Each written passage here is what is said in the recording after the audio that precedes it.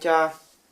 Všetko je pozapájané, dúfam, že to teda naskočí a pôjde to. Hore by si mal, alebo dole budeš mať zapojený zdroj. V pravom dolnom rohu máš vlastne zapojený power, reset a svetlo. Svetlo vpredu v skrinke, ktoré ti ukáže, že vlastne si zapol vôbec počítač. Vpravo dole máš kontrolku, ktorá zasvieti, ako náhle zapneš zdroj a vlastne dostane sa prúd do matičnej dosky.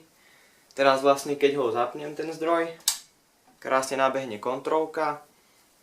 Keď už len vlastne zapneš počítač, krásne nabehne.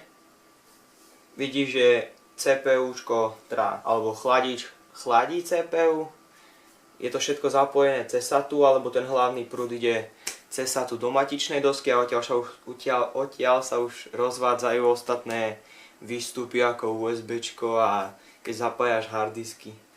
Ja mám ešte zapojené dva ventilátory, aby si fakt vedel, že to ide a že to nie je nejak nahrané, proste že sa ten ventilátor len tak točí.